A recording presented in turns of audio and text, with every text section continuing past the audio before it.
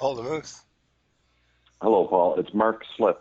You were just dialing me. Yeah, actually, you know what? I thought I shouldn't be rude and phone the guy. I'll send him a text message, but do you got 2 minutes? I do.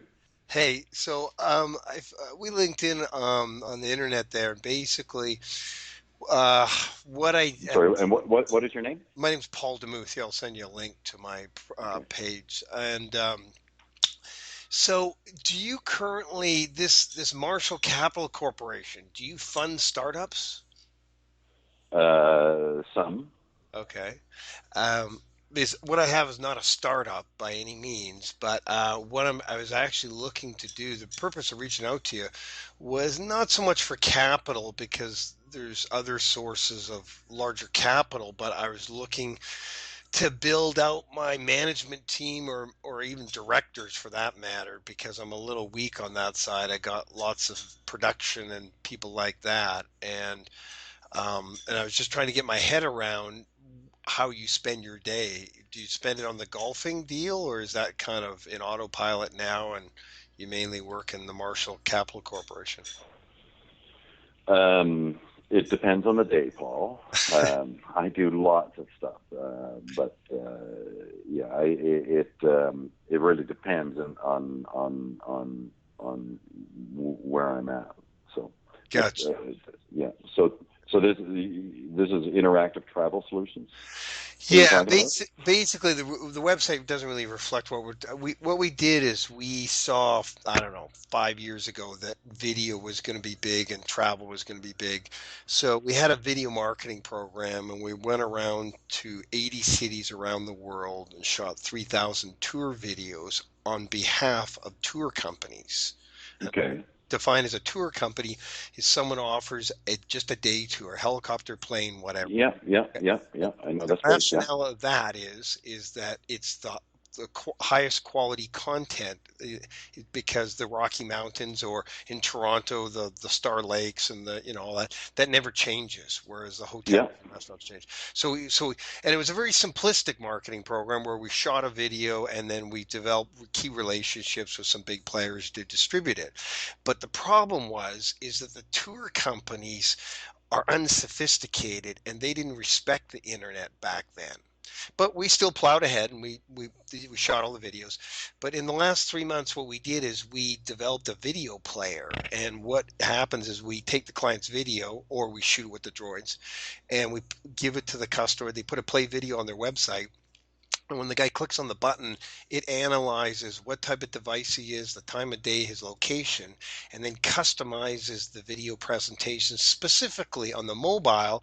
At the end of the video, it says, hey, this is popular in TripAdvisor. You got to book in advance or click the call button. And when the video ends, it auto loads a web page, and the customer is forced with making a decision to either book, call, or go back to the website. And Right. the rationale is that 70% of people who do a search on a smartphone end up making a phone call. We just make it easy, right? And So hold on a second. 70% of the of people who do people a search. do a search on a mobile device, that's not my stat, basically end up making a phone call.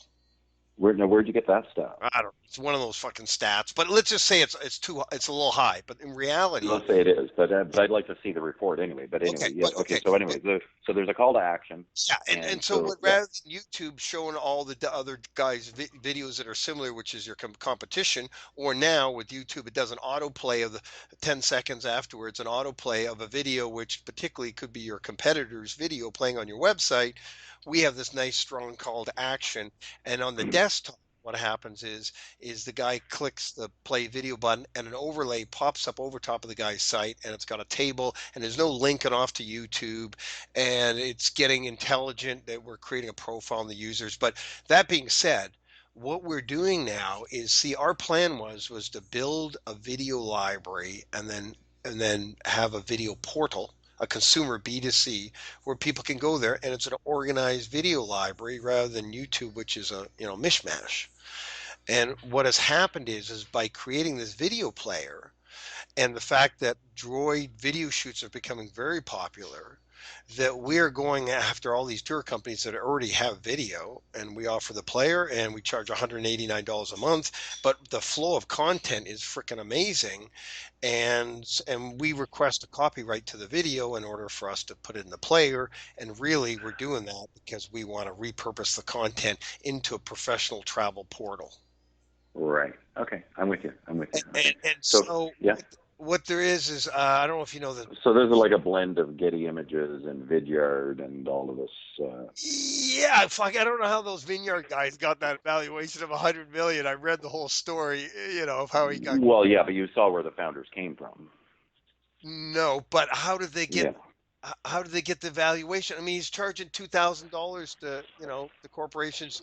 See, the thing about our play is that there's money to be made on a monthly basis, but more importantly, it allows you to gather up all this content. And at the end of the day, if you could create a professional travel video portal which has user generator comments like TripAdvisor, because we all know there are 8 billion videos being played on Facebook a day, so consumers love video. And so if you're able to build a content engine that continuously has fresh content, because let's face it, so we have a domain, travelport.tv, and yes, I owned travelport.com a long time ago and it got peeled off. So I have travelport.tv. What I'm looking to do is build a intelligent, personalized travel video portal, and using my player, I have usage of what the guy likes to watch. So when he logs into it, all the content is personalized because I know what he likes to watch. So the player has helped me three different ways. Number one, it's made the video program more effective. Number two, we go after guys with video, and that's on a B2B side. But on a B2C side, for the consumer side, it's totally intelligent, because when every time the guy watches different types of videos and different destinations or whatever, when he logs back in, he's only going to see content that's relevant to his interests. Okay. Okay. So my plan is that we're about to go back to 80 cities around the world and roll, and that we've gone to these cities. We know who the players are. We know what time of the year to shoot and all that BS. And what we want to do is we want to take a VR camera with us and shoot everything in virtual reality at the same time. Because when my camera guy goes out to shoot the whale watching in, whatever, he another camera guy can easily shoot it. And then you go up to Oculus and say, Oculus, I tell you what, you got a little bit more competition than a year ago when, like everybody's come out of the woodwork with the VR offering. Yeah. And so then Oculus goes, okay, yeah, we see, we'd like to have your travel offering.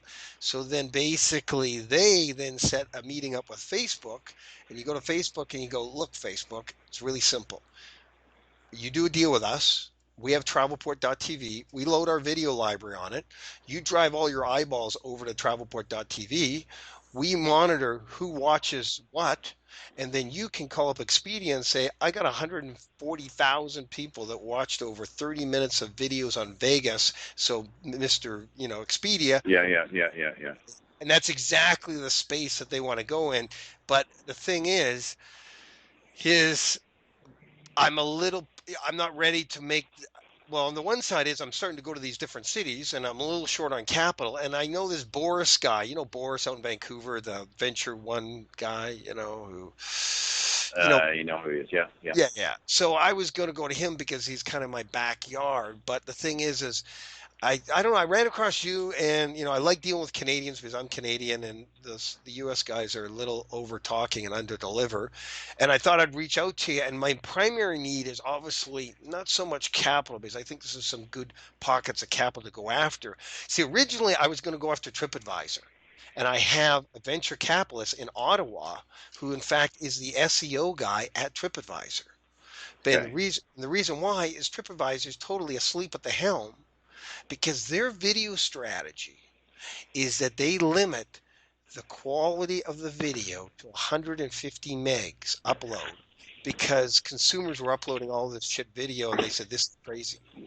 And so I upload videos for my clients, as that's part of our video marketing program, and I have to take an HD video and squish it down so it looks like VHS in order to fit the quality. in order to fit the cap that they've got. When really what they should be doing is they should have 4-minute overview videos on all the major destinations, and have a pre-roll, and they would make a shitload of fucking money, and it would enhance their portal to offer video content, because right now they have no rich media content. But what I kind of figured out is TripAdvisor is a freaking dinosaur, and they're not aggressive. And Oculus and Facebook are way more aggressive. And as silly as it may sound, I much rather try and beat a TripAdvisor rather than, work with them, because they are Yeah, not. and I think you've got the right path. I think so. Yeah. Yeah, and it's like fucking Zuckerberg, he loves video, and for him to say, "Yeah, I want to build a travel portal because I'm not making any revenue from that," and everybody's interested in travel, so all their users, when they send a little email to them and say, "Hey, check your Facebook, you got 3 notifications, and also check out Travelport because we got new cool videos." Like, it sounds silly to think I could compete with TripAdvisor, but with Zuckerberg's eyeballs, you could do that, and probably in about two In years. 10 seconds. Yeah, yeah, Yeah. exactly.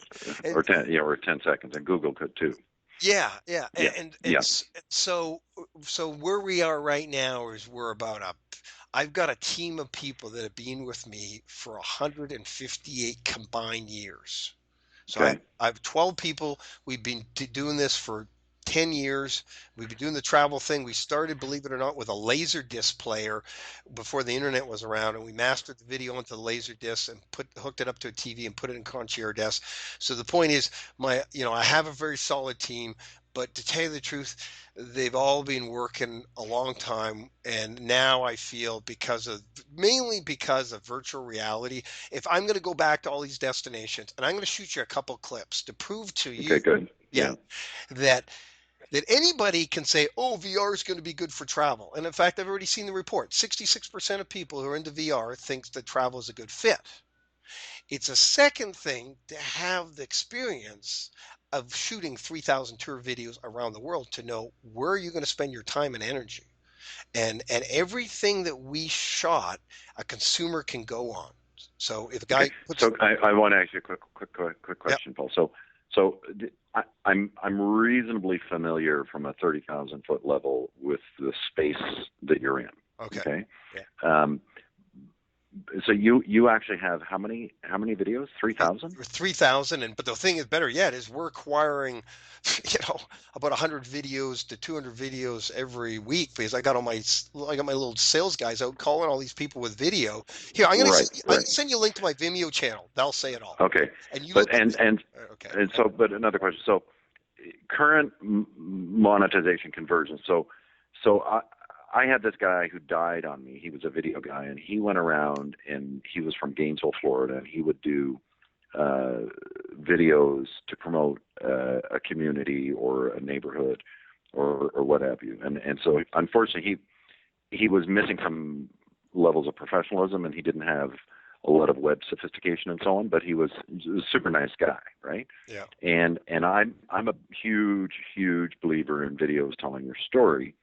And so there are some sites like Four Seasons, their little audience of people who can pay $1,000 a night is a pretty niche audience, and so they do these reasonably good videos of all their properties and the offerings. But it makes complete and total sense that everybody who has a tourist destination or a facility should have really good quality videos. I mean, well, you're in the business, so you know that they need it and should have it. And so, but have you got data showing your increase in conversions or increase in yeah, bookings or increase in sales? the player pumps out a report once a month, the total number of phone calls and bookings off the player.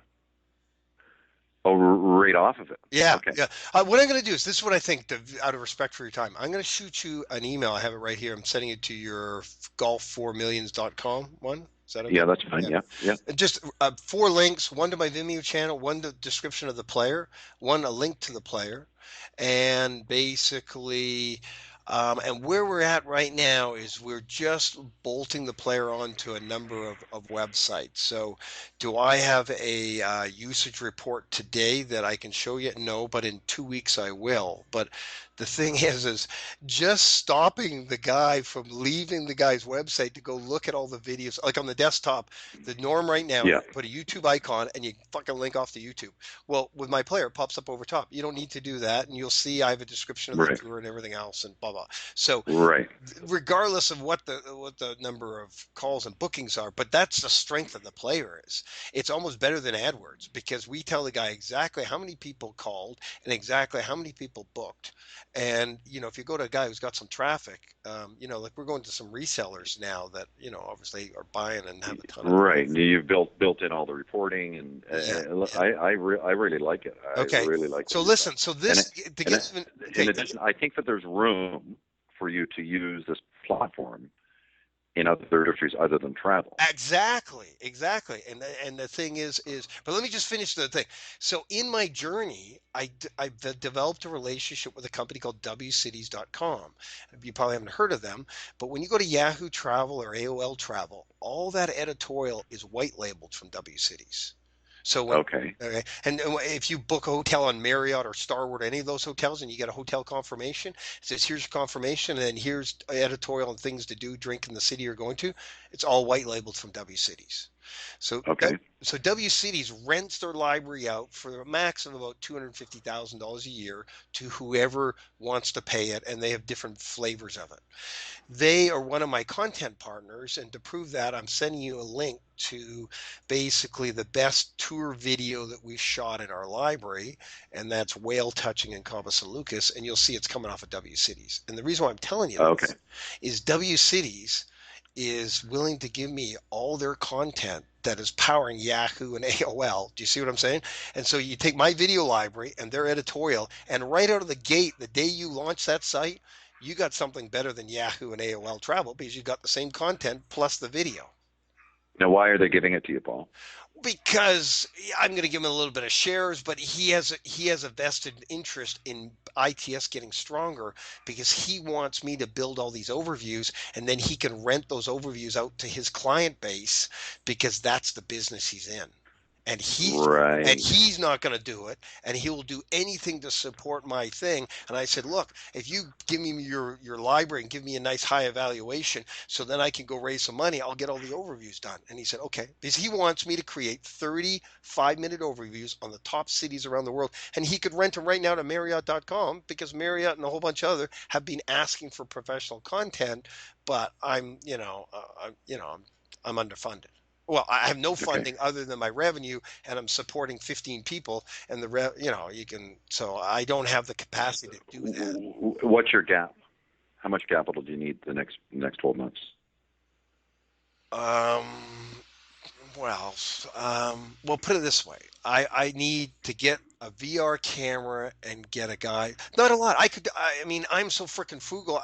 You could do $50,000, but if you looked at the deal, because there's four different spokes, you got the video marketing, which I'm just focusing on the tourism industry. We both agree that needs that video player. There's many other people want their phone to ring and more bookings, like golf courses and everything else. So, Yeah. but better yet is let me give you a one pager out of respect for your time, and then let's further the dialogue and whatever like that. And Yeah. so Yeah. so Yeah. here's my kind of why I reached out to you. Originally, I found you on Angel List. And Okay. I kind of saw you had that marketing and advertising background. And the problem that I have is that my team, I don't really have any management people. And so if someone looked at me and says, "You're asking me to write you a check for, whatever." I'm not looking for you to write me a check for 2 to $4 million. But the guys at Oculus and Facebook, I want Oculus to phone Facebook and get a meeting, and then you ask for, they're going to look at it and go, "You kind of look like a mom and pop company." And Right. Right. and so I don't want to have Right. that image. So I was looking to add two or three guys like yourself to bolster that up a little bit, and also to be Yeah. active directors and say, hey, here. because it's kind of like a three-dimensional chess game. You got the one Yeah, division. yeah. No, no, no. I understand. Yeah, I understand. so I understand. I know where you're at, and I understand. yeah. So I out of understand. respect for your time, I'm going to send you an email right now. You look at those links. Let me write you up a one pager, and let's see if we can have some further dialogue. And Yeah. And and to tell when are you, you back in Canada? well, I'm in Cabo San Lucas, so basically just for the winter. But I travel kind of continuously, so it's Right, if any right. need arise, I jump on a plane and fly there and stuff like that. And where's your team? Mainly, well, they're all over the internet, but originally my hub is Vancouver, and that being said, my brother, who is adopted and is the opposite of me, has been creating virtual environments for the last 20 years. I'll give you an example. The Canadian government gives $250,000 to Simon Fraser University and says build an online museum. I'll send you a link to that. And so my point is that if I got in the room with Zuckerberg, my brother was doing a spin camera and doing VR shit when I don't think Zuckerberg was even born yet. And so that's kind of Right, my ace in the hole too, because seriously, if you look at this guy's track record, he's been doing VR shit before it was in virtual reality and VD, that's his forte. And so, okay. yeah, but to answer your question, the majority of the production people, they're like I got a bunch of people in Europe that work for me super cheap, like $500 a month, and they're workaholics. And everybody on my team gets paid like 30 cents on the dollar because I don't have it, and they either believe in what I'm doing and they take the 30% and wait for it to mature, or they leave. And all those people that are with me, I'll send you the roster of people, but they're Yeah. they're all over the internet. And we manage on Skype. Everybody's chatting back and forth on Skype all day long. Right, right, Yeah, right, right. yeah. Okay, So, okay. Cool. okay, Now, where are you from? Where are you from in BC? Vancouver, Gabriel Island, actually, kind of. I don't know if Oh you know my that. God, you grew up on Gabrielle Island? What's that? Seriously? You grew up there? Yeah, we've had a place since 1969, right at Berry Point. Okay. Yeah. So, like, are your parents hippies? No, no, no. My dad was a log buyer and built a nice log cedar house there, and my mom was an entrepreneur. And no, I grew up in Victoria actually, but if you, Oh, well, my wife is from Victoria. My father-in-law built the Grand Pacific Hotel, and Grand Pacific Hotel. Which one is that one? Grand Pacific Hotel. Is that the? well, there's the Empress, the legislative buildings, and the next building is the Grand Pacific. Oh, right, right, right. Yeah, I grew up in Yeah, Colwyn. when you were a kid, there was a Crest Harborview Inn there that he owned. Right, right. You know what? I tell you a story. As I've shot and know the tourism business obviously fairly well, Victoria is a unique city because in 20 years it has hardly changed at all. It is still that quaint, cute little tourism city, and I don't know any other city that in 20 years has changed substantially, and Victoria has not. You know what I mean? Yeah.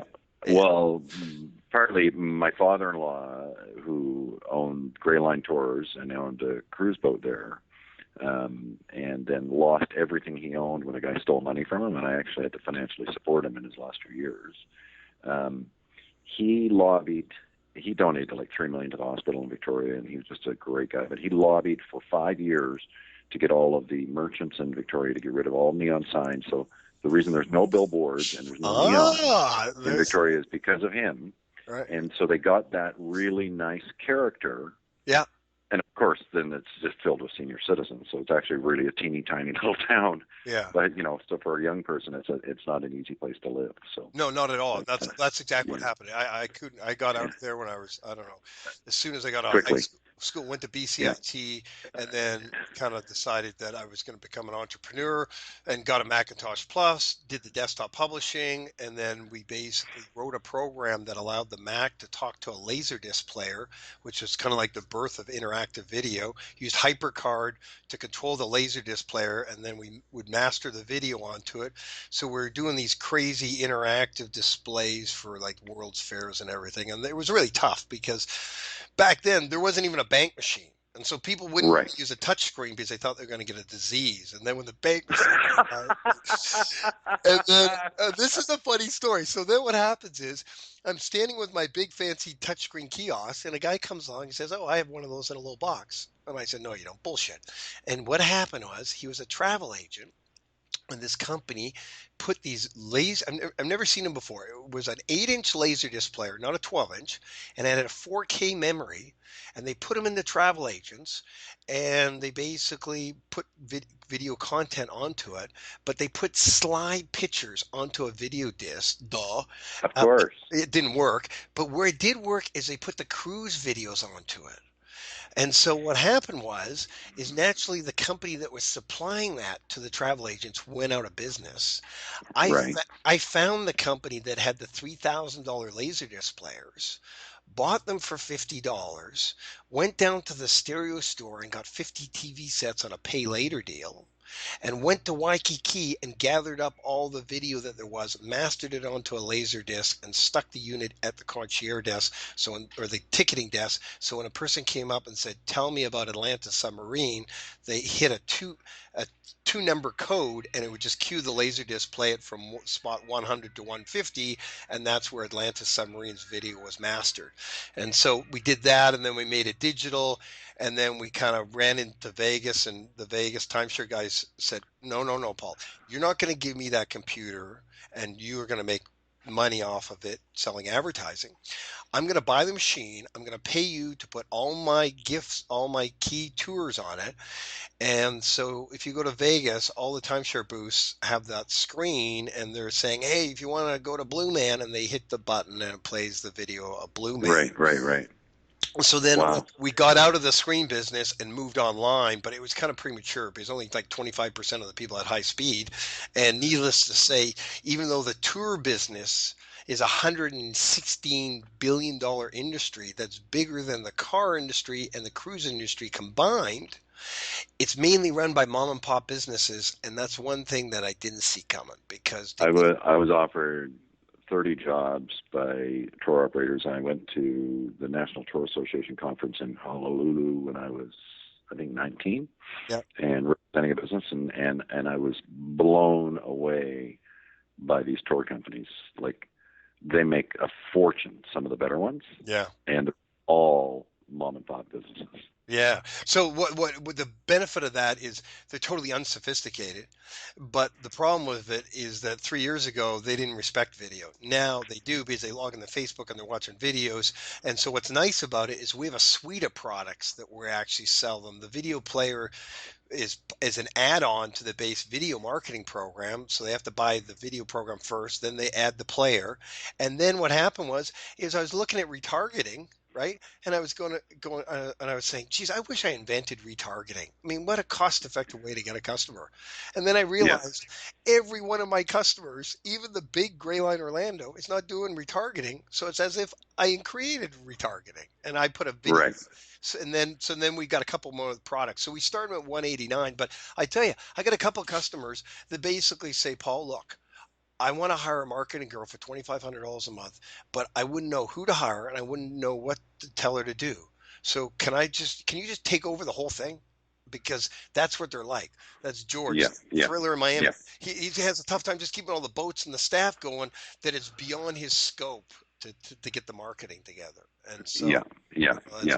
No, listen, basically, I empathize with your experiences. We did it. I spent a few $100,000 putting video on little CDs, and when we first did them, I can't remember who the big company was making the CDs, but they could charge quite a bit of what money. was And that then, company? I remember some company was doing that a while ago.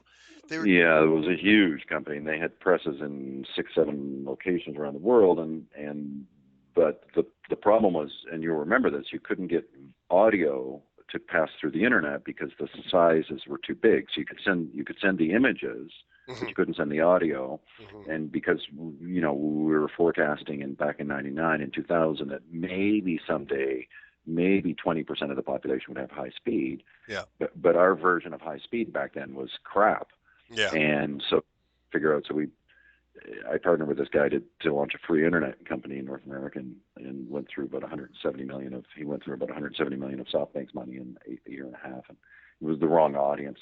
But to do the distribution, we knew the best way to teach people remotely was using video, and we thought if we put them on a disc. yeah.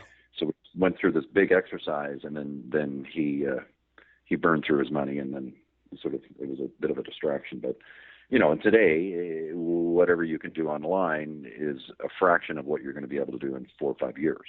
Exactly. And You know, it's funny. I'm down here in Mexico, and it's like they got, the internet's kind of slow, so they offer fiber optics right to your house in Mexico. You know, so where is it going to be? And everybody says to me, I remember when we were shooting HD like 5 years ago, and everybody would say, "Why are you shooting HD? The internet doesn't support that." And it just like we're shooting 4K now. It's because if you build a big freaking library, I have to do it twice. I'm not doing it a third time. right, Yeah. Yeah. everybody's gonna want it. Yeah, But no, cool. listen, I like what you got. Send me some stuff, Paul, and Okay. we'll follow up. So just real quick, Good. so in the course of a month, how much time do you spend actually running companies opposed to investing in companies? I'm trying to figure out, are you a Boris that just goes around investing? Who am I? No. Okay, so I'm from a little village in New Brunswick.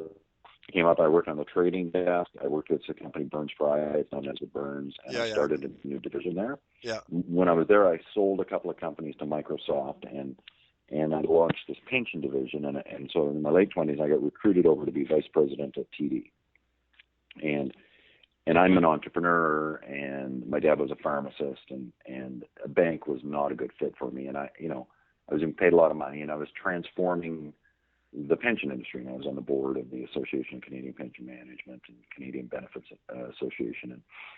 And one of these companies that I'd sold to Microsoft was a software company, and we had to run the pension plan there, and I got to know these guys. So in '98, I set up my own business, and the intention was to do something sort of like a national robo-advisor, getting rid of all the advisors and replace them with basically sort of the assistants and the rate of return without all of the costs. So, and I came up with this crazy idea to do a .com, and the .com idea was to do what Walmart had just launched, where people could order food from their homes and then they could come and pick it up at the store, because I knew that the cost of delivery was too much for most of the population. So I was offered $40 million for that, but I burned through about $3.5 million of my money. Yeah. And we've done partnerships with 30 of the 60 largest grocers in the U.S. Who were going to let us have our customers order from them. And when the .com bubble burst, a lot of these guys got quite skittish and said, we're going to wait because we think the internet thing was a fad, and we're just going to postpone it, right? So you're sitting there in 2001, 2002, 2003, and my skill set at the executive level was sort of a little misplaced, and I'm sitting there trying to get stupid small businesses to understand why they should create a website and do SEO. And, I did things like we ran Bobby Orr's e-commerce site and tripled its sales in 4 or 5 months, and, had some fun. But anyway, I sold that company. And I spent most of the last decade or so selling companies to U.S.-based private equity firms. So, I sell a chain of fitness companies. I just sold a company to Good Life last week. And so if I sell a company for $50 million or $100 million, I might get $1 million or $2 million or something from that. But I find that very boring, and so I do these startups. So every couple of years, I'll get involved in something different, and I help companies like yours out, but very, I'm quite selective, if that makes any sense. Well, of course, because if you can't have 4 different deals going that require time, right? Yeah. So, and the Golf for Millions is a passion of mine that we've done sort of a pivot, and we're in pretty good shape. And so I'm sort of looking for an operations guy, because I'm a strategy guy, a marketing guy, and I do sales, and I'm a finance guy. I can do numbers and stuff like that. But so I'm patient. Let's say I've got $2.2 million or something invested in Golf for Millions now, and we've got partnership offers from Nike and from TaylorMade, and we're negotiating with Marriott and also United Airlines and one of the phone companies, and so we're in pretty good shape. But if I had an extra $10 million, we would go super fast, but we're just sort of moving forward, and we are hoping to be cash flow positive in 2016. It might be early 2017. So that takes maybe some weeks 10 hours of my time, some weeks 25. And I could spend 100 hours on it. I don't care. I work. My kids are grown. They both graduated from McGill, and we've got great jobs. And I'm 50, Right. but I No, like I get to it. You do what you yeah. like to do. So it's not work, it's Yeah, play. Yeah. I'm similar to you. Yeah. So and so I was just with I took this I was mentoring a bunch of these guys from McKinsey, the consulting company. One of them, I helped him get out of there at a young age and go over to Manulife, and he was 2080 at a $600,000 base, and then a year ago he got a job as senior vice president of OMERS, and he just finished his delivering strategy, and so he's going to start a new division. They're going to give him $500 million to $1 billion to play with, and so and I'm helping him out, and he asked me if I would help his wife, and so I do stuff I like to do. So how much time could I help you with this? It would depend. If there was something that you had that you needed help with, and I knew with certainty that I could add value, I'd be willing to commit a lot of time to that. I could, sort of almost be full time, if that makes sense. No. If I can't add value, your business has such good possibility from a fundamental perspective. And a cousin of mine is a sort of a film director. He was a lawyer, and I told him 10 years ago I was on the board of this company called Halton Family Health, and we had about 60 doctors working for us. So I've been a proponent of video. Like, if you have 100 salespeople, and one of your salespeople or your top 5 salespeople do 5 times as much production as everybody else, why wouldn't you encapsulate the presentation of your best salespeople on video and deliver it and have your best sales rep do all the storytelling? Right. And then if you can plan it and choreograph it, then you hit it out of the park every time. And I said to my cousin, who's like, perpetually sort of underfunded and so on, and he and his wife are just sort of these artiste type people, and I brought him into this company to do films, and I said, look, like, you've got contacts at the World Bank, and I said, every single department, every new product at a company like the World Bank needs a video to tell the story. It's fucking ridiculous that they're making No, brochures. dude, don't tell me. I think, Like at Greyline New York in New York, which is like the largest tour company in North America. They have 450 buses on the street today. yeah, Not one stick of video. And what's even stupider is they're a reseller. They're selling everybody's boats and helicopters and everything. All they got to do is reach out to those providers, and that's exactly what I'm doing. Collect up all the video, throw them in the player, and they go to Greyline and say, "Hey, let's shoot your 3 bus tours. But by the way, here's another 27 videos of all your products that you're reselling." Like, right. Is that 5 years ago, Dell on their website had a little mini micro video for every single product. If it was a product that was $3, there was a little video explaining what it was and how it was used, right?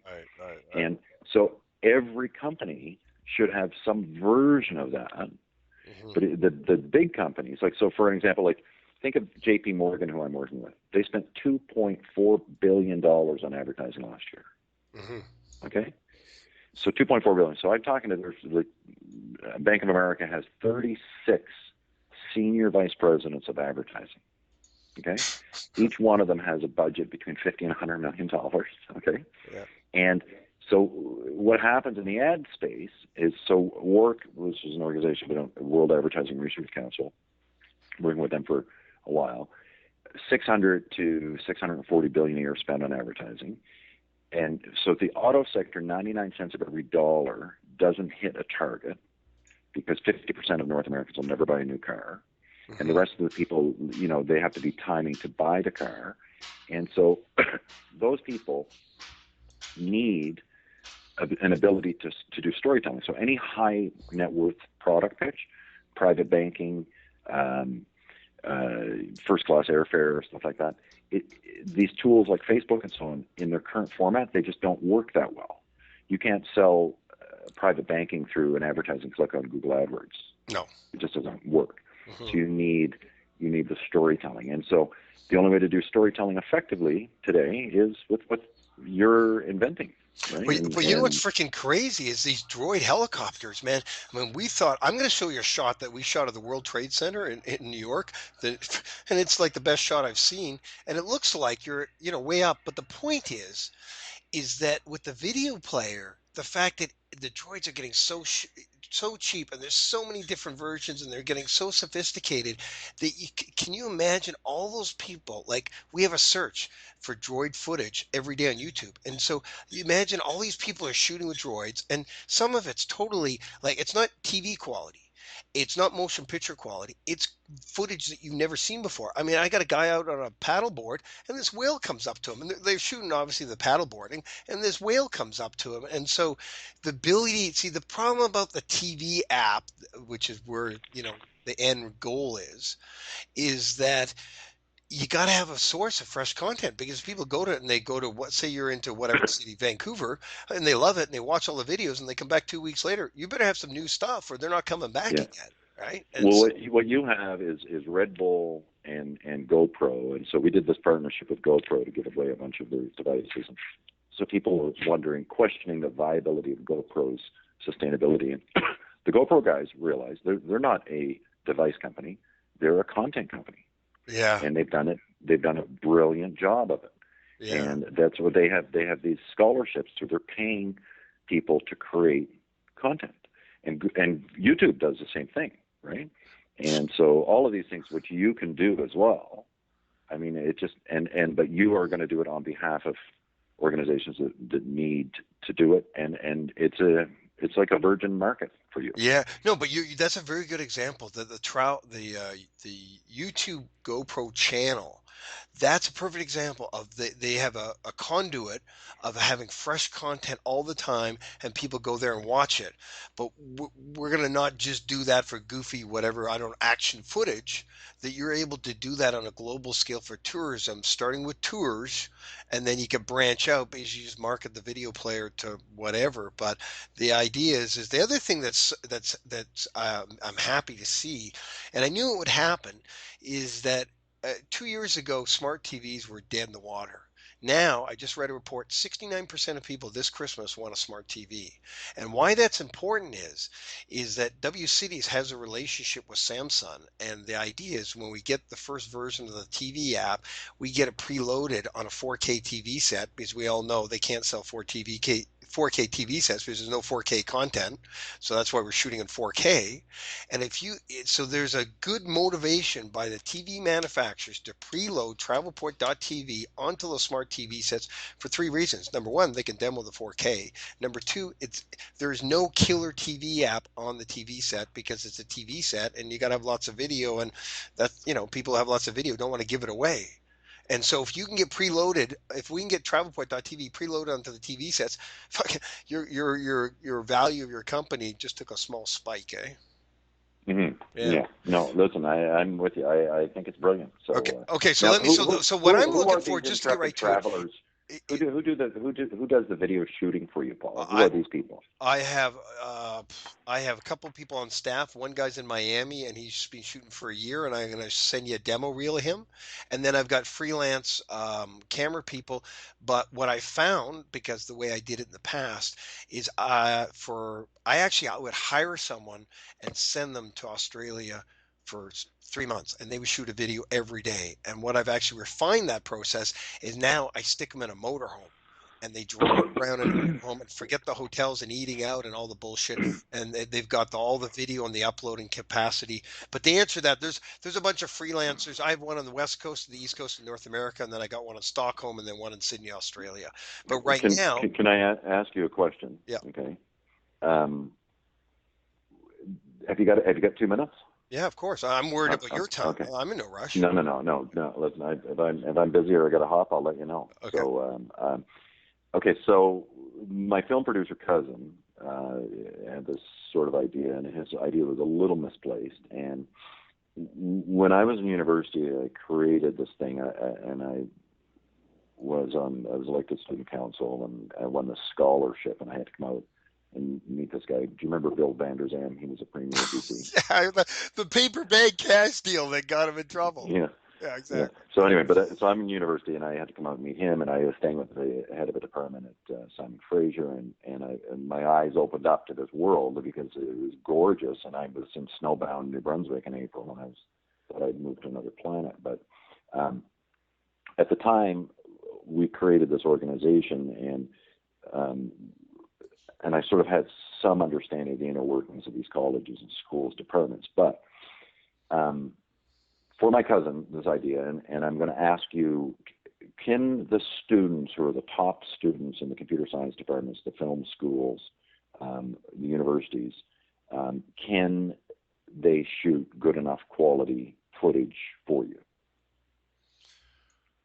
Say somebody from the University of Sydney who's in the film Oh, school. if you give them the formula, yeah, if you can give them the formula. Okay, good. Okay, so we create a contest. Okay, in 20 minutes, I can reach out to the heads of the student councils at 1,000 universities in 1,000 largest cities in the world, and tell them that we have a scholarship and a competition, and we would like their Dude, students. you're a smart motherfucker. You know why? Right? Because I saw that work extremely well. There's a company called Viator. They're the biggest tour seller. It sold $380 million last year. And TripAdvisor Okay. bought them for $200 million. And that's Right. exactly what they did. They ran a competition to find a camera person. And so all these people sent in the footage, and whoever won the competition, they actually hired and sent the person to go around. But that's a Right. smart ass way of Right. getting a network of camera guys. Well, right. But not only that. So what you can do, there's two things going on here, right? So if you set the plan and the infrastructure in place, and let's say you pick 1,000 cities, and from St. Petersburg and You don't know, Moscow and you need Sao 30, Paulo and 30 where, cities is all you need really, but okay. fuck it. Why? You just push send. You don't have to do anything, Paul. Like Okay, so so it's so it's your so then so. but I know, but So the what you point do, is you set it up, you give them the formula. Here's the rules. This is what we need from you. We need 3 1-minute videos, and we need a couple of 2-minute videos, and we need a couple of 4-minute videos. And these are the subject matters. And there's two things that are going to go on. So you're going to get credit for being a film producer on a bona fide film, because we're going to do a collage that we're going to celebrate, and we're going to bring in the top 10 voted film producers to come to some venue.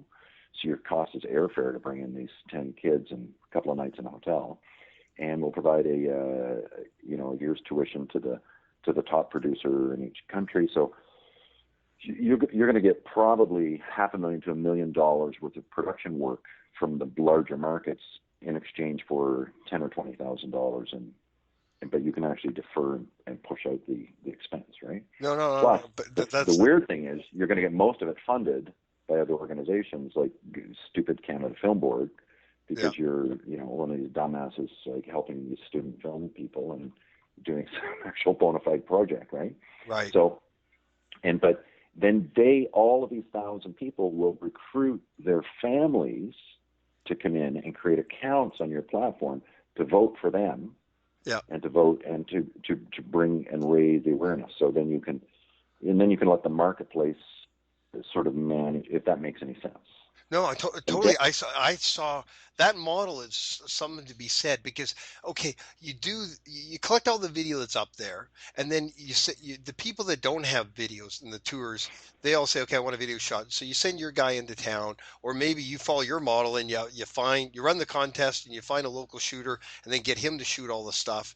But once you've done that, I agree with you. There's a couple other strategic viral things that you can do to further increase the flow of content. Because you know what? right, I sent a girl all the way to Australia, New Zealand. She didn't miss one day of video shooting. She came back to Mexico, and then I sent her all the way to Europe, and I did not pay her one dime. Because my offer to her is I said, here's my credit card. I'm going to send you around the world. You're going to go on helicopter tours and do great stuff every day, but I can't afford to pay a salary. And my point is, if you find people who have a passion in making video, they're more than happy to do it because that's their passion, right? And right. yeah, And you're going to publish them yeah, and reward them yeah. and recognize them. And Hmm. then you've got a continuing annual replacement for fresh content.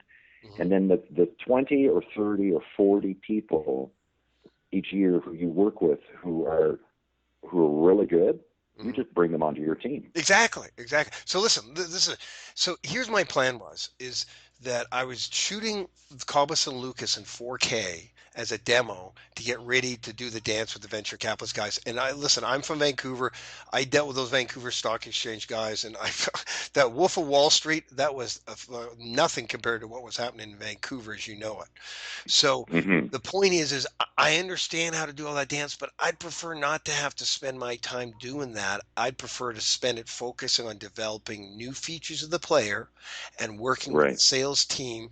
But the point And is, building the content. yeah, Yeah. and the point is that I am a little underfunded because virtual reality is taken off. So in a perfect world, me and you exchange some stuff, and I don't have to do a huge elaborate business plan and all that bullshit. And at the end of the day, you end up writing a small check, not a big check, to test the waters, and you commit to a small block of hours, and we date.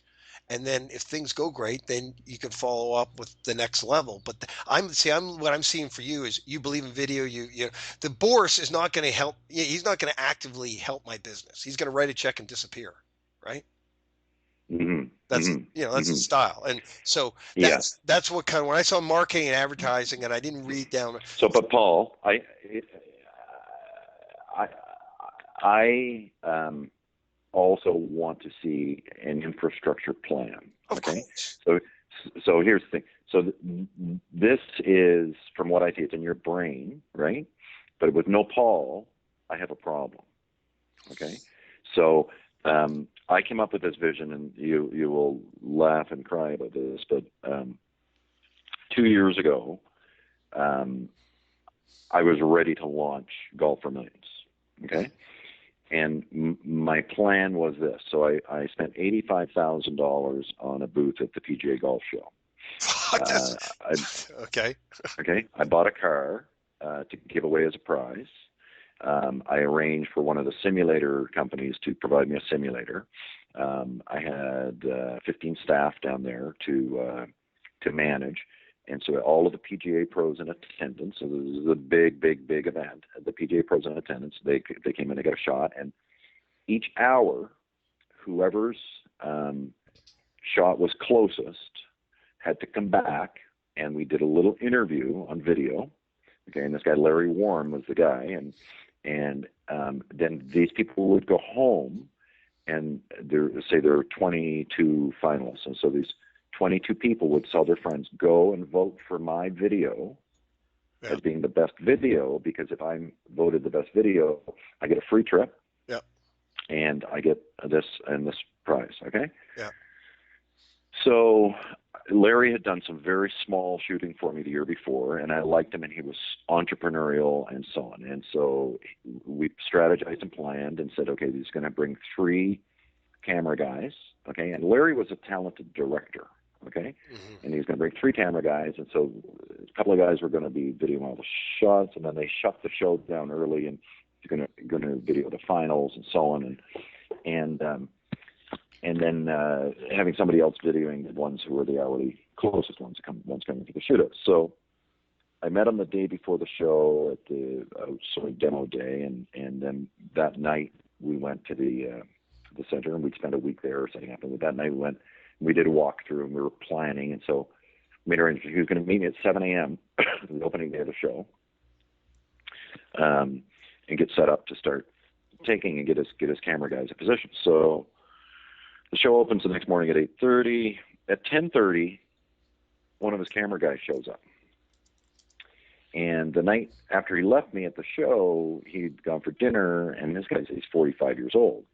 He had a heart attack, and he had to be helicoptered to the hospital. Okay.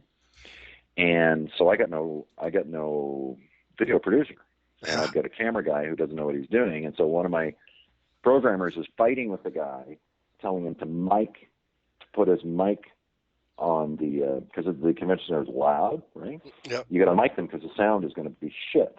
Hmm. So my guy Warren said, "Look, this guy's fucking retarded. I'm going to do the videos with my own SLR, Hmm. but I don't have a mic, and so we got to get a mic." And so the show ends, and I'm like, "What do? Like, you just make the best of it, right?" Yeah. And so the guy who wins and so the guy, we've done another one of these, and the guy who won probably posted 50,000 times on Facebook and talks about us every day of the week still 2 years later. But this guy that won at the show was probably the quietest human in the history of the world. And other than his parents, I don't know if he told anybody he won a car for 6 months. Right? And so it was just anyway. And so then Larry calls me at the end of the show. He goes, "Okay, I'm better. I want, which videos do you want me to make? Cut and shoot first, because I've got the raw footage. Yeah. But the raw footage terrible because nobody was mic'd and everything else. So Yeah. I said, Larry, you just had a heart attack. I said, well, you just fucking relax. And no, Mark, this is important, because he was going to be sort of like, he was hoping to become a small shareholder and a partner of mine and do hundreds of videos a year for me. So Yeah. So I email him a couple of days later, no answer. I call a couple of days later, no answer. I email. So a week later, I call. His wife answers the phone. She goes, "Mark, I'm sorry. 10 minutes after Larry got off the phone with you last time, he died. But he really, really likes you a lot, and he wants you to have all that stuff. So I'm going to get one of his brothers." So I speak to his brother a week or two later, and he says he wants to charge me twice as much for the raw footage unedited, okay, as Larry was going to charge me for the 25 videos edited. Yeah. Right? Yeah. And I'm sitting there, I'm thinking the guy's going to come to his senses, because I want to send some money to Larry's widow. Yep. Right? But I don't want to get raped by this asshole. So anyway, so I'm sitting there a month later. I've already missed my window. So the same thing. For you, what is your business tomorrow without you? Well, that's a problem. Well, no, it isn't, because I just sent you a list of the staff, and if I got hit by a Mexican bus walking down the street, Ever would still go out and shoot video, and Fanny would still call the Mexican businesses and everything. Would there be a little less innovation? Of course. But I'm not saying that I'm not going to write a business plan and do a use of proceeds and all that. But there's just a different level that you have to do for Boris than you'd have to do for yourself. Yours is just straight to the facts. It doesn't have to have window dressing on it. And ultimately, I'm going to start on the marketing on. I can write you one of those in a couple of hours. Yeah, okay, but that's and make it pretty. Right, but if I was going against Boris, you got to have all your T's crossed, and you got to have a big elaborate bullshit and everything like that, and that's kind of what the secondary benefit of dealing with you, that it's more, hey, I got a diamond in the rough here, and I'm not trying to pretend it's not a diamond in the rough. And so here's the raw facts. Here's what we're doing. Here's the pricing structure. Here's what everybody does. Here's the burn rate. How can we scale this thing? And we are scaling it. But the point is there's like 4 different businesses, and I'm the only guy. So I'm short on the management. Well, who is the number 2 guy? Number 2 guy would probably be my operations guy, and he's Leo, and he does basically he does all the technology, all the fucking sourcing of staff and everything like that. And then from there you break off to salespeople and production people. My brother, he's the VR guy, but that doesn't help me today, because the whole thing is about getting the video player, creating money and scaling that, and so therefore VR has nothing to do with that. So. But Leo's name isn't on this list, is it? Oh, it is at the very bottom here. Okay. Yeah. Well, I haven't. Yeah. It says Leo is a research development video shooter. No, that's a different Leo, actually. Let me update this one, because I haven't updated this that staff list in a little bit. But he's, okay. I mean, I'll be upfront with you. I pay the guy $500 a month. He lives in Pakistan, and I swear to God, Leo? Yeah, and he works 15 hours a day. He's invincible. But he's your operations guy. He runs the program. I was hiring programmers, and what they do is they start off, they give you a cheap price, and then as you move along, they jack up the rates and they. I know. Yeah. I worked for 2 years. So what he does is I'm on the phone with guys in India. Yeah, he's got 3 programmers, and each new feature he gives them to all 3 programs. They quote, then he hires the guy for $80 or some trivial amount. Right, but he can't take your place if something happens to you. No. So we need somebody who can take your place. Exactly. In fact, we do need someone to replace me, because I'm not a good president. I'm a good creative product development, sales, and business development. Yeah, Babysitting a bunch of strategy. Yeah, yeah, babysitting a bunch of budgets and people. Believe me, you can ask any of my people. I don't have a whole lot of patience with babysitting people. You know what I mean? right, You know, and right. unfortunately, So people. we need a clear path to a monetization client, okay, and we need an office, and we need a couple of baby Pauls. So we need a plan for that. Yeah, exactly, exactly. And I could do what you're doing, but I don't have any of the content, right? And so, and I get. I'm completely the wrong guy, right? I can tell the story, I can do the pitch and all that stuff, but so we need somebody who can show up for work 10 hours a day and just make it happen. Right. Oh yeah. Understands the vision, and yeah, Yeah, yeah. So my strength is coming up with new features and products to sell. Number two is actually selling them to large clients. And I can oversee everything, but that's not my strength. right. It, But we need somebody else. yeah, that's true. That's Because true. you wouldn't like, listen, we give money to 25-year-old and 30-year-old kids to thinking it's a cute idea, and if we understand the business enough that if something happens to them, God forbid, you can carry on. Yeah, of course. But it's a critical ingredient. So these people can love your idea all day long, right? Hmm. But who in the organization has enough of your IP to be able to share it with somebody should something, God forbid, happen to you? Right. No, I hear you, and There's nobody there. that's exactly why I called you, because that's what Boris would say. He says if you get hit by a truck, the whole deal's over. So you Right. know what I'm saying. So you're preaching to the choir. Yeah. Gotcha. So, any ideas on how to solve that? Do you have anybody in mind, or would you want to do a No, search but the for somebody? point is the operations is not that big in this. It's not too taxing now. What I think we need to do is come up with whatever you want to call them, small business managers. One guy to manage the virtual reality business, which hypothetically is my brother. Another guy to manage the TV app, and I've got someone for that. And another person who I have just started to run the tourism business. And so what if we got sub managers to manage the different divisions, then the load off of me would be substantial, and we could move forward and replace me in a year from now. But right now, there's four different products here, and we need to have a product manager for each one of those. And so that type of person is different from finding the guy to sit at the top of the ladder. That makes sense? I hear what you're saying. Yeah, and it obviously can be argued in both directions. Right? Right.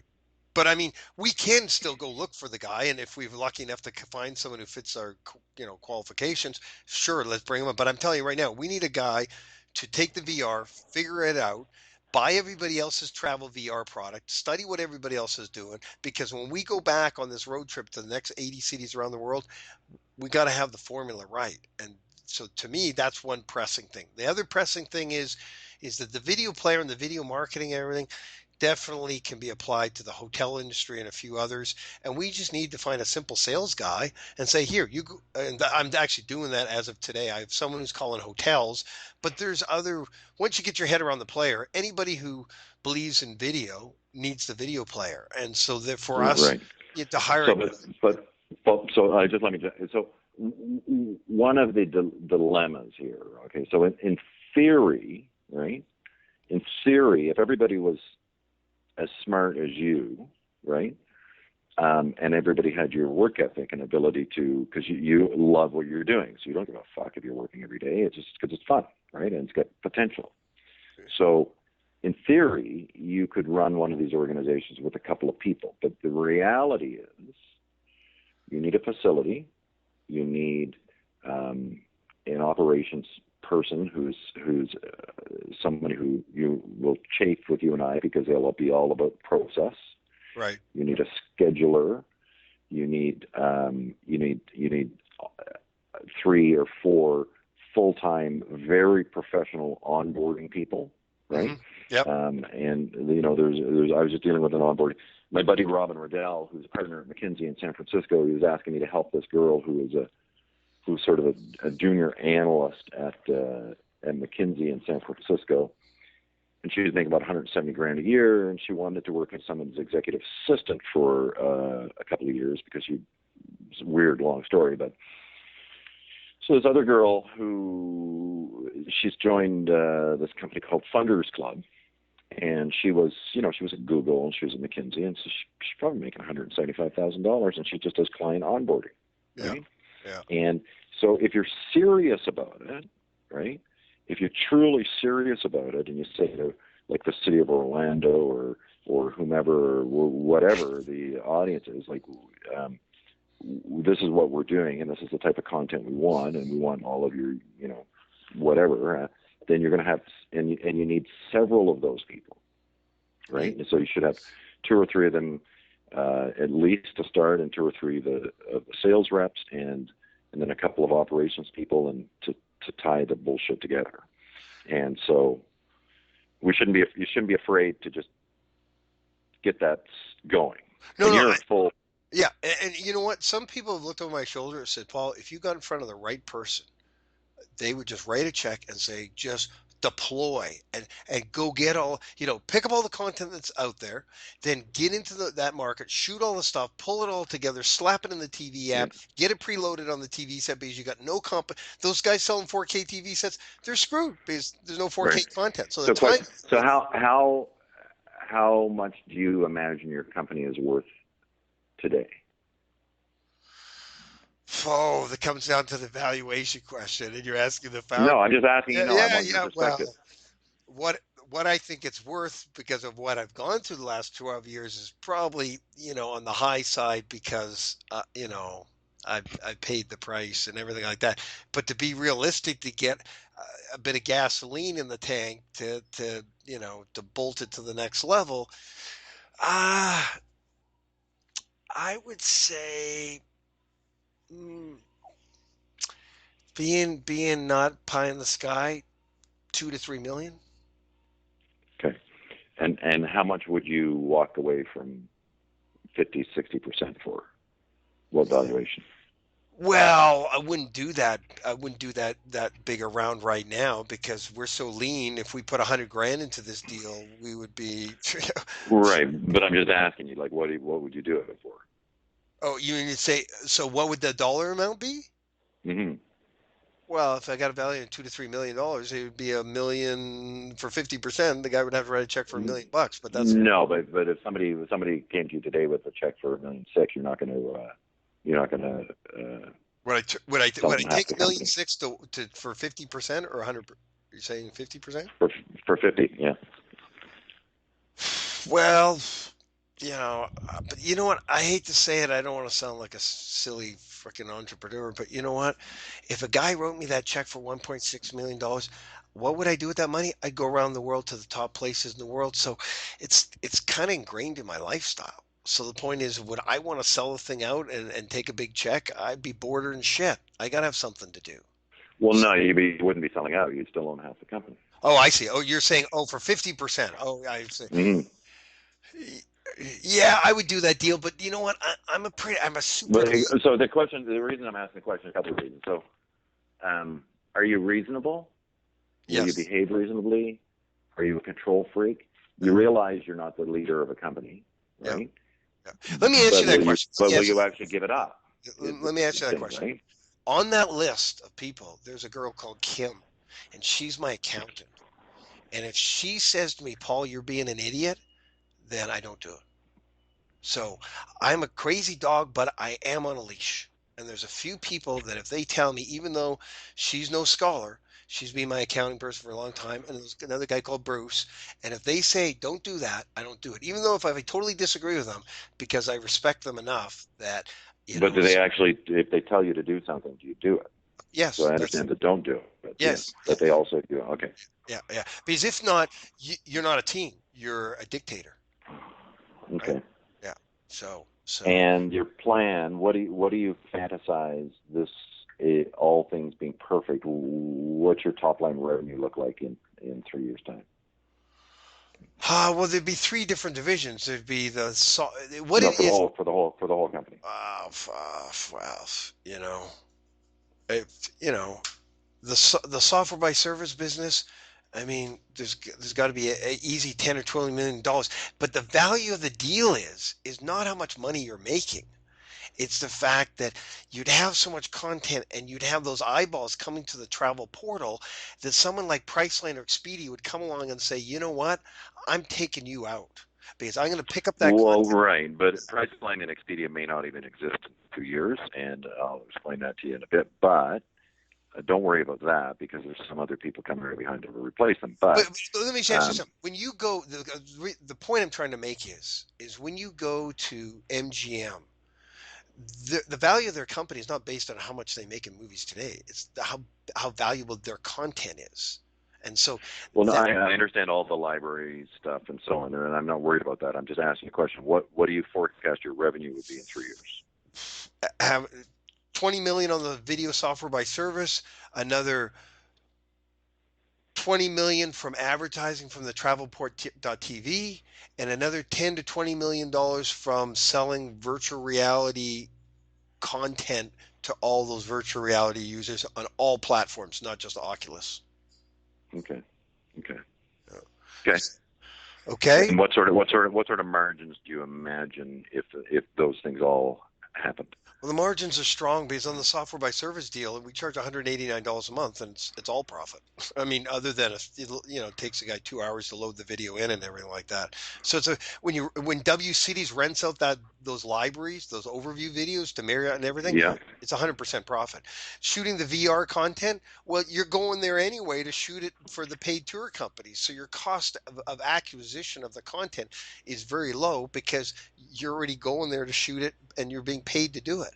That's the beauty about it. The virtual reality thing is layered over top of it. So every time we go out, and not all content, but we know what's worth shooting, and in 360. And so when we go to send the camera guy out there, he also shoots it at the same time. So virtually the content for the virtual reality company, you're getting it almost for free, right? Because it's being fed to you from the software by service side of the company. So, you've got some really competitive advantages. I basically say, I believe we're going to win the race, the horse race for travel video content because our horse has longer legs and we have more drive than anybody else on the field. And I'll back that up in writing. In other words, I'll give you a little business plan and you'll see why that once you get the software by service feeding you the content and then the virtual reality and the TV, watch what happens. So you get the TV app preloaded on the TV sets. Now everybody's going there watching the videos. Then you go back to the tour companies and say, listen, you're getting more exposure. I'm tracking it on the TV set. You got to pay us more money. So then all of a sudden you say to them, okay, rather than pay me in cash, pay me in tickets. So now, of course, on the Travel TV app, you have the ability to purchase the tours online, and you're getting killer margins because you're getting the tours, for disc next nothing for part of it. So at the end of the day, I actually see going to the big tour companies and say, I tell you what, guys, you don't have to pay anything for the video marketing. I'll do all that for free and everything. You're just going to give me 45% margin.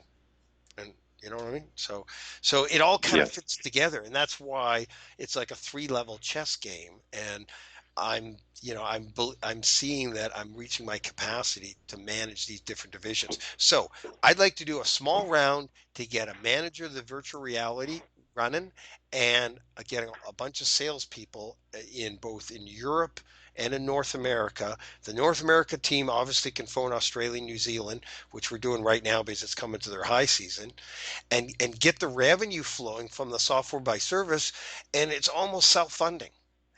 Probably do another round at some good numbers later on, but we're so lean and mean that if he gave us fifty Yeah, thousand I dollars, listen. I hear you. I hear you. Loud. So, yeah, have you ever dealt with the guys at Talk Tours? talk tours. Yeah, the No, big behemoth, the giant. TAUCK. no. What do they do? It's a GPS talking tour. No, no, no, no, no, no. They're the big motor coach tour. They do tours all around the world. Well, he They do all these six. let me tell you a little bit talk. about tour Yeah. business. There's a franchise called Greyline. You've heard of it. And Yep. basically, Greyline is a franchise. There is no tour company that's called Greyline. You own the franchise. You're in Toronto. It's owned by Greyhound in I know Toronto. my father-in-law owned Gray Line for the Victoria, island. right? Yeah. Yeah, Yeah. exactly. Okay. So I know Gray, who just got acquired the San Francisco one. He's a longtime buddy. Probably will even write a check. He's offered to, but he's now on the board of directors at Grayline, and I think they're in 790 cities around the world. And so all Ray Yeah. does is he's on the board of directors now, and he gives us a video testimonial and says, "Hey, this video player's working badass," and then you just roll out to all those Graylines because they're the biggest tour companies in each market typically own. Like in New York, great. It's USA Motor Coach has the Gray Line franchise. Yeah. London, Yeah. England, it's Golden Tours and so forth. But Yeah. that's how you fast track into those. And then once you got the Gray Line in that market, then you go to the other competitors, which there are some other big players in the marketplace. But that's the way to kind of get No, that. no, I understand, and I'm 100% on side with your model. I'm just asking you. I just wondered if you knew anybody at Talk. No, no, I Yeah. haven't dealt with them. I've been just trying to deal with the Gray Line guys. And to give you an example, we've had Gray Line Orlando on our program for 4 years.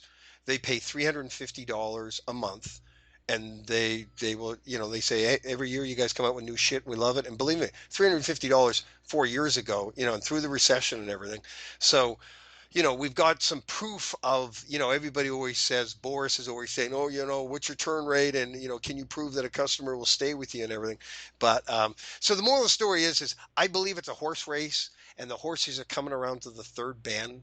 And I think it's strategic from my perspective to say, okay, it's time to get some funding because I can't do the virtual reality. I can't build a TV app and I can't build a sales force to go after tours and a bunch of other markets out of my own funding. Even though I'm Mm, really frugal, I'm not a magician, right. right? And Yeah. I have the people Okay. lined up, and they've been with for 10 years, and majority of them are working for free. I want to be able to turn to them and say, hey, here's $1,500 a month, not 5 grand. And those guys will, give us 5 grand worth of work because they've been working for free for the last couple of years. Right. So, Yeah. quick question: if we could get a client for you, like a Talk Tours, or like Butterfield and Robinson, okay? Yeah. Um, and they said we will give you, you know, 50 grand a month. We'll give you $500,000 to go and shoot uh, 20, 30 films for us. Would that be enough cash flow? Because you've got to go to those places anyway. Exactly. Yeah.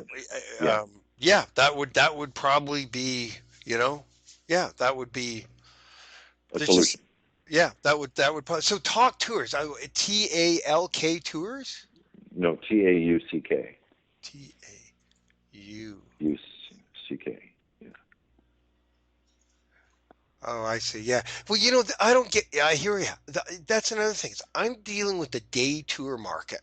The bigger Yeah. guys are doing the multi-day vacations like Globus and everything else. So they go from San Francisco to Vegas to whatever Zion Canyon and back again. Well, shit, I've got all those individual videos, but I don't Well, have. I know, but so these are the guys. I know the day guys, okay, Yeah. but the NTA and the ADA, Yeah. the guys that show up. So like I know a guy in who has one called Erie, okay, Yeah. and he has I think 28 motor coaches, and I think he makes $4 million a year profit. Right. Okay, Right. okay. Yeah. So you say to him, give me a couple $100,000, and I will um, increase your sales by 5%, which means he's going to make an extra 500,000 a year profit. Right? You know what's And funny? he is a small business operator, and he'll make his decision in less than 5 seconds.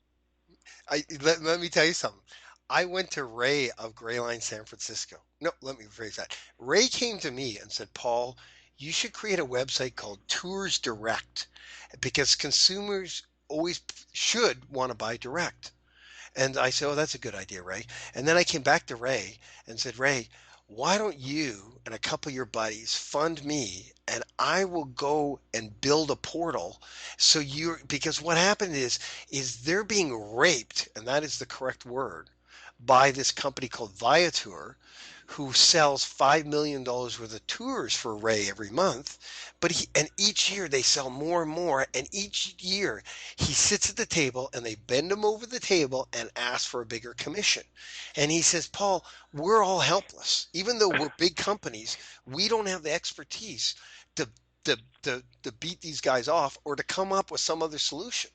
And so Right. what's interesting what you're saying is I already thought about that. I thought go to five big tour companies. So Ray's doing 50 million from just Viator. So let's call him $100 million company. So for him to fund me to build a TV app so he can get, granted he's going to give me a commission, but Viator, I think they're giving him a 50% commission and he's under contract that, he can't give anybody a better, lower price than anybody else. Right. And Right. what's even worse is TripAdvisor bought them. And now, when you go to TripAdvisor's listing on tours, you used to link off to the tour company's website. Now there's a big yellow button on it. It says book it. When you click on it, it goes to Viator. So shit, Viator did $380 million without Viator. No, without TripAdvisor's help. So now they have TripAdvisor's help. God, they're going to do, I don't know, probably 480 or over $500 million. And all these big tour companies, obviously they don't want to say no to the $5 million check, but it's getting ridiculous. They're Yeah. gonna they're gonna ask for 16% commission. So what happens is there's a need out there. So if we go in front of approach, get Ray to reach out to his buddies and say, okay, we're gonna do a round at 250. And believe me, to have them as an investor, by golly, what a great way, because you're always going to get a good net rate from him because he owns shares in your company. Right. And Yeah. so these tour guys, which blew my mind, the ones that do the 4-day, 5-day, Yeah. 7-day, 10-day Look at tours. Globus. They're $10,000 Yeah. for fucking. They don't get no Yeah. video, right? Yeah. Well, and the cheapest ones at Talk are, I think, $6,000 or something like that. So for a couple, it's $12,000 Right. for a Right. week on a fucking bus. Yeah. So how do you Right. do you don't have to convince me? Do you know a guy at Talk Tours? I know guys at a lot of these tour companies. Yeah. Okay, well then, Yeah. that's the smartest move. Then I should put a proposal together. Me and you will talk about a bunch of other shit, and Yeah. you stick it out there and see if you can bring Well, that. there's two. I would do this in a staged approach. Okay. Okay. So from a revenue generating perspective, you already have content, right? Correct. So I think that what we should do is we should give a list of names, like 100 names, to one of your existing salespeople, and have them go to those 100 companies and offer to sell them this video content. Okay. Right. Number one, and then we should follow up with the managers and say, I understand we're doing this, and we would like to speak to your principals, and then we will actually follow up and we'll call the principals direct. So once if we get them to first do a validation of it, Yeah. and if they pre-validate it, then it just makes it, you're coming from if you come into these guys with just the pitch for the money, it's 99 out of 100 people just say no for the first answer. Oh no, you're saying no. You're saying go to them and say we'll create video for your top. Tell me who your top 30 tours are, and we'll create you video for a price. And don't even ask about the investment. And once you close on that, then you follow up. But seriously, Well, I wouldn't even close on it. I'd just go partway through the sales pitch and then broach the subject of what you're doing. And the idea would be to get one of them to volunteer to invest. Okay, but on the other way to do it is that if you help me dress the deal up, and me and you did some small deal, you're not even writing a check, you're just coming on an advisor, whatever else like that, and we go back to Ray. I think Ray could be, because Ray already has known me for 5 years. He totally gets what we're doing and everything like that. And the fact that, see, he didn't have the Grayline franchise before. It was his competitor. Okay. And now he just got it. And then they said, oh, Ray, you're a smart guy. We're going to put you in the board of directors. And so if Ray has some shares in us and he's sitting at the board meeting with all the Grayline franchisees, and he says, yeah, you got to sign up for this video player, the phone would be, ringing kind of rather well. Right. So, Paul, I like it, but don't go to Ray yet. Okay. No, of course not. Because let's be a little more strategic about it. And I think there's even a better way to approach him. And so how familiar he knows this industry well, the tour industry? Oh, he's been in it all his life, and he's got $100 million tour company in San Francisco, which is and he's got three competitors that do the exact same tour and it's got the same bus as him. So yeah, So does he send people to like Napa, or does he just do yeah, city tours? yeah. I'll send you a He link does to the Napa trips and so on. Yeah, he goes to Muir Okay. Woods, but he mainly has buses that do the hop on, hop off, around the city, and then he Yep. Yep. Yep. also runs up to Napa Valley and Carmel and all the mainstream things of. But funny enough, to tell you the truth, he I talked to him. I didn't even have the video player going, and he says, "Paul, look, I want to get your program going and everything." And then what happened is Grayline head office says, "Oh, we've got some corporate deal. Some airline's going to come in and shoot all the video for free, or something like that," and it never happened. So I need to get back to him because he doesn't have a stick of video on his website. And what my plan was is to get the video player all running smooth and it does multi-language. And if the guy's in China, it fucking knows that and it has a Chinese banner. But I wanted to bolster up my management team so he really feels that not only has Paul developed a new product, that he's built out the management team and the bus is leaving the station and let Ray make the offer. Hey, I want to write you a check, not to buy Okay. your product, but you know what I'm saying? So look, it looks like Talk Tours, okay, have 5,000 videos on YouTube. Okay, and so what are those? Let me just go to their YouTube channel right here. Yeah, and just type But in see, maybe they're not TAUK. like I went to Globus and they created some content, but let's just see here. Yeah, 92 views. So look at their videos they have, and look how many views they have. They got fuck all Well, no, nothing. no, no, I understand that. Yeah. So when we go to a company like that, we have to know what to pitch them, Well, because you here's what can't we be do. pitching them. We They've put got the expert videos being made, but they don't know what to subsequently do with them. Then yeah, there's the pitch, right? right. But and so they make the family that owns this company make an obscene amount of money. Yeah. Obscene. Okay. Yeah. They've been around almost 100 years, and Yeah, it's funny. I've never heard of them, but they're a sizable company, obviously. But I'm scrolling through the list here, and it's guidelines of the Manitoba with Tuck. It looks like there's someone traveling around, but all the content's a year old. There's nothing current and nothing else. This is what we do right now. This is a very good example. I have a guy. And I pay $1 an hour. He's over in wherever, and he gets leads. And he would I'd send him a link to this company, and he would go and analyze all the videos in their YouTube channel, pull out the best content, load it in the player, give me a link, and then we engage the client and say, look, here's a better you way. repurpose it. Yeah, Yeah, yeah, here's yeah. a better Good. way of.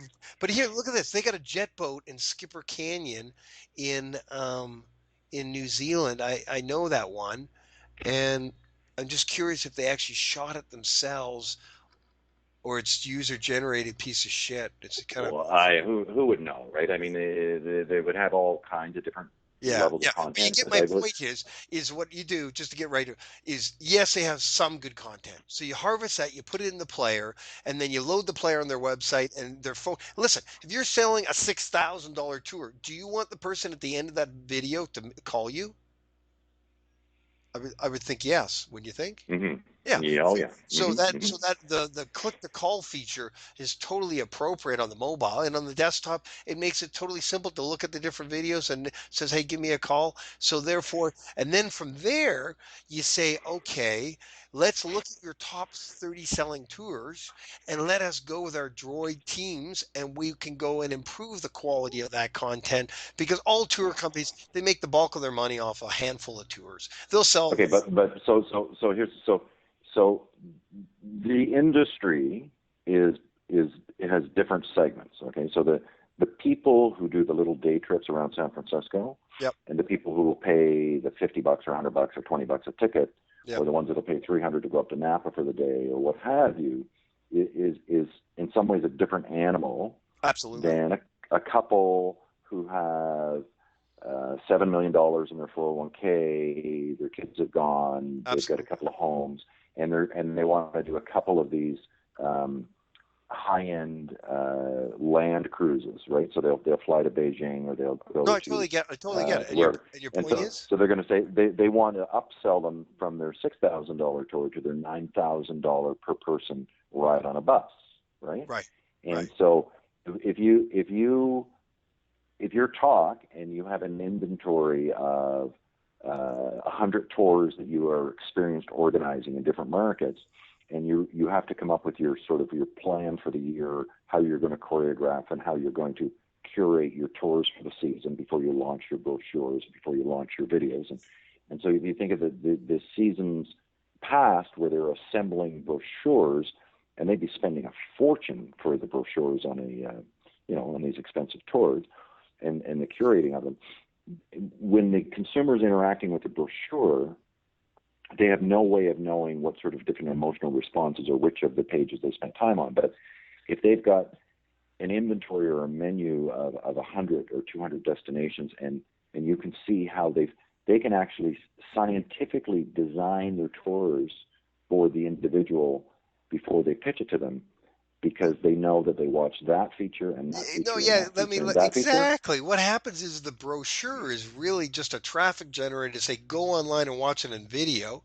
When the guy goes online and watches it in video, the player's tracking all of his usage. So he's looking at buying the $6,000 cruise, the tour to Australia. So he'd be hit with a video that says, "Hey, you should do the 2 week add-on to New Zealand for an extra 3 grand." And the Right, right, telemarketing staff in their office pull a data report to say which of these customers have watched the most amount of video on our through our player, and that's the one they call and pursue because they know that they're an active hot lead. exactly.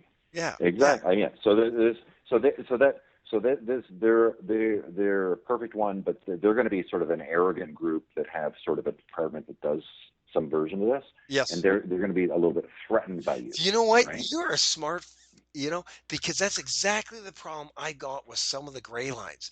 The marketing person is intimidated by us because we're charging $189 for something that they should be doing. And there's a little bit of resistance there or whatever. But with the Yeah. video player, now there's a piece of software that they can't dispute. But Right. you're totally right. You do get resistance from the in-house, right? Right. And Yeah. if you can be, and you know this, if you can become content rich, if we can get 1,000 people producing videos for you, then in 2 years' time, there's room for two or three players in the marketplace, Hmm. but there's just no question that you will be one of the big players. Well, But the you point is need 2,000 people making videos for you. yeah, but here's the way I see it. Number one, you're getting content from people who just have existing video because forget about 1,000. There's 30,000 people today that are flying a droid. They're shooting footage, right? So you have that conduit. Then you have your network that you built up through your contests with your video producers. So you have 1,000 of those guys, and then you've got your own in-house team that you create the script, you create the overview video, and then you're missing some footage so that team goes into whatever the market is, San Francisco. You shoot all the tour guys that signed up to get shot. You shoot the good ones in VR. You shoot a little bit of overview stuff, and then you've got that professional 5 minute overview video in San Francisco Right. that you could supply on the Travel TV app, but Right. also W Cities rents out. So the business pitch, which is simpler, because if most of these people are reasonably aware of the evolution of YouTube's format and their attempts to create something resembling a channel or a page of stuff that they might think you might like. But if you think about the way that the business guys are doing it at GoPro, and they're trying to curate the videos that are submitted, and they get thousands a day of these crappy videos, and Yep. they're looking for gems, Yep. right? And so you become the curator of travel videos, but with an actual business purpose and a monetization mechanism, Exactly. You got it. It's right? The exactly other ones don't have it. Exactly. Exactly. And the point is that you're using that content to build up the TV app, and that when the person goes on the TV app and they look around, they're exploring a vacation to Cabo San Lucas, we're flashing prices to buy the tours and the hotels Yeah, and everything, and it's just like TripAdvisor. Why do people go to yeah, TripAdvisor? Because there's valuable content, which is people's yeah, comments. yeah. Well, shit, you can embed the comments Yeah. from there, but people still want to see what is the consumer talking about.